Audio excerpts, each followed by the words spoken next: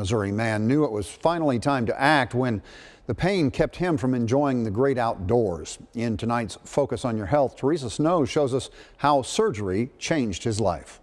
Focus on Your Health is sponsored by MU Healthcare. According to the American Academy of Orthopedic Surgeons, more than 90% of people who have total knee replacement surgery experience a dramatic reduction in knee pain. For Willis Richmond, that was certainly the case. I've been fishing since I got out of diapers.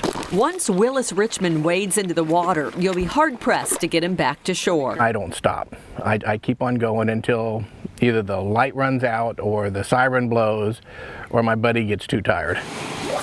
It's a far cry from last summer when this fly fisherman suffered from intense joint pain. His scans showed the problem: slightly bowed legs and a loss of cartilage in both knees. The joint space is pretty much gone on that inner side of the knee. So that's a patient who has moderate to severe arthritis. Dr. James Keeney is an orthopedic surgeon at University of Missouri Healthcare, specializing in adult hip and knee reconstruction.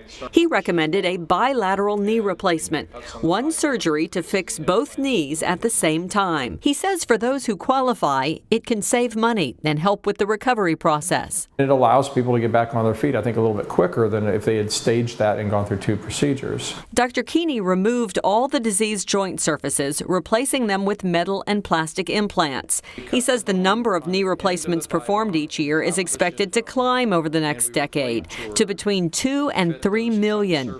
Meanwhile, recovery times are decreasing. We have most of our patients now who are clearing physical therapy in less than 23 hours of their admission, and they're ready to go home and continue the recovery, which is a significant change from where we were just 3 to 5 years ago.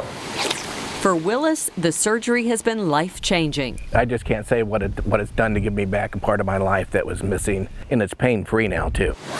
Back to fishing for as long as he likes.